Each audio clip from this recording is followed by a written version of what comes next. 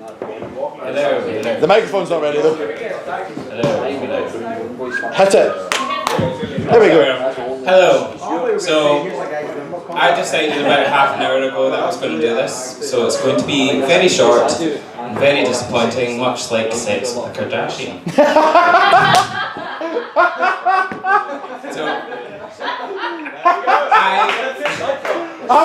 That's it, that's enough. and that's I don't do stuff like this. I'm not the adventurous person in my family. Like you, I would sit and play Pokemon where my brother was.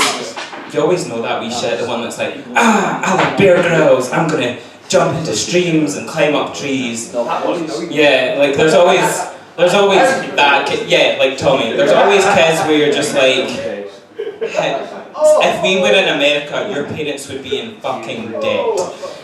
But I'm never like that. And there was a guy, really adventurous on Russell Howard's Good News, and no arms, no legs, climbed up fucking Everest. Say climbed, he was basically a backpack. But at the time of watching this, I was like, yeah, inspiration. He has no limbs and he can do that. At the time, I'd been needing to pee for a good fucking hour. The toilet was right next to the living room and I was like, can't be bothered. No legs, can climb Everest. Needing to pee, toilet 5 inches away from my legs. Nah, not having it. Done. I don't do stuff like that. And like Ewan, I made the horrible fucking choice of joining the Scouts. Amen! Yeah. And if you don't know what the Scouts are, wankers and skirts. Oh yeah, we have to teach you to tie knots and build tents and be manly. Wearing fucking skirts. But when I joined the Scouts, it was about the time I was about 13, 14, and it was when I realised when I fully realised I was gay. Not gay as in happy, gay as in chances are I fucked your boyfriend. And they were all so strict, like, oh, you have to have your fucking stupid ascot this certain way, the logo has to face the way. I always got criticised because I wore skinny jeans instead of the kilt. I've been with you 2 weeks, you haven't given me a kilt. You can't fucking criticise me for that. Amen. So, about 2 or 3 weeks in, it was Halloween, so we all went away camping for this big Halloween bonfire thing. And on the second day, it was the day of Halloween and we were having the bonfire at night, and they set up this obstacle course. So of course, me being the way I was, I'd only packed fucking skinny jeans, awesome band t-shirts and stuff. Like, right, you need to crawl through this mud, wedge on, set up a table and you had to thing under it. Went, no. Walked to the end of the obstacle course. Didn't do any of it. I was you have to do it. But I didn't. It's no, you have to. Yet I'm here. I think that's where I developed my hatred for tents, mud, rain, people. And of course, I thought, I hate all these things. You know what I'll do 2 years ago? Apply to work at Tea in the Park. I hate music festivals because, you know what I love? A warm bed, indoor plumbing. If I want to shit, I want to know that I want to know that it's going to be away from my house in 10 minutes. I don't want it lingering there the whole fucking weekend. And my friend was like, oh yeah, it'll be a fun experience. I was like, you know what? Yeah. I live for experiences. I want to do everything at least once. I've tried it. I'll fucking do coke just to say I've tried it. And I was on the bus on the way there and I was like, the fuck am I doing? I hate Tea in the Park. I hate music festivals. Hate mud, hate rain, hate people. So, when I'm drunk, I love everyone. The people that have been out with me know I'm a huggy drunk. I'll be like, yeah, more drinks, yeah, let's be Kesha. See, when you're serving these arseholes, you're like, I want you to fucking die. One time, I was just on the machines, and I heard, just this camp is, I know I'm a bit, but I'm not hugely, and this camp is for, if anyone knows Kevin Fraser, it was probably him, before I met him. Camp as fuck, Irish guy, Roisin, and waving at me, and I was like, first of all, that's a girl's name. I sort of went up and went, hi?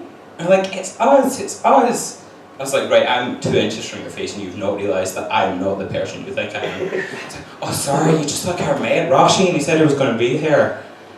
Did he say he was going to be working the bar?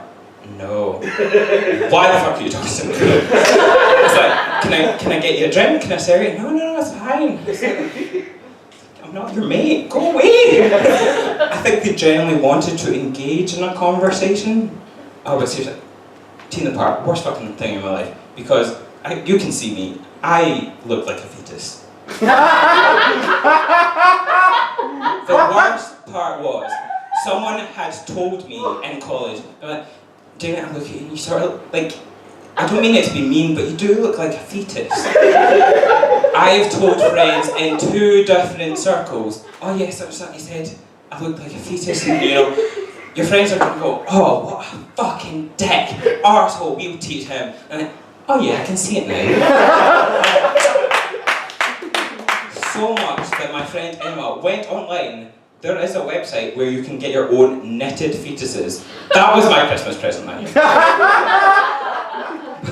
Apart from that, like, my friend Emma and my friend Jodie, we're the sort of people that you would hate to have as friends because we're horribly offensive to each other, we sound like dicks, but we all love each other. And like, especially if you're Jodie. Because you know you have that one person in the group of friends that you just love to make fun of, and if you don't have that friend, it's you. So, surprise for you, Sean.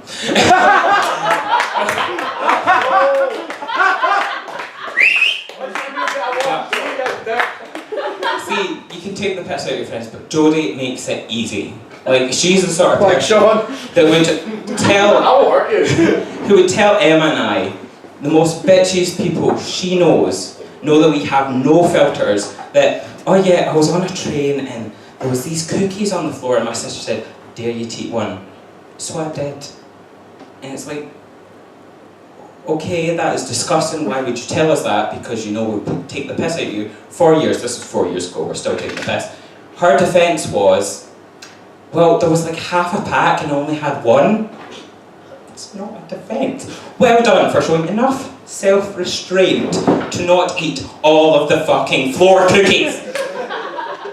But I grew up like in a high school where you would see a status, like nowadays you see a status and go, oh, such and such from your class, RIP is dead, and you're like, fucking good. You were a wanker. The worst guy in my year was, everyone had one. Oh, I'm so popular, everyone loves me. It's like, no, you're a wank shaft. Everyone hates you, but they're too nice to say it. And about 2 years ago, my aunt was talking to me, and she's like, oh, did you hear that boy from your year had some sort of disease, he went blind? And like everyone was commenting on, oh, it's such a shame, oh, it's a pure sin, oh, it's fucking karma. And I'm just saying, like, I've seen benefit frauds. He was posting on Facebook, wasn't he fuck blind? But no. It gets better.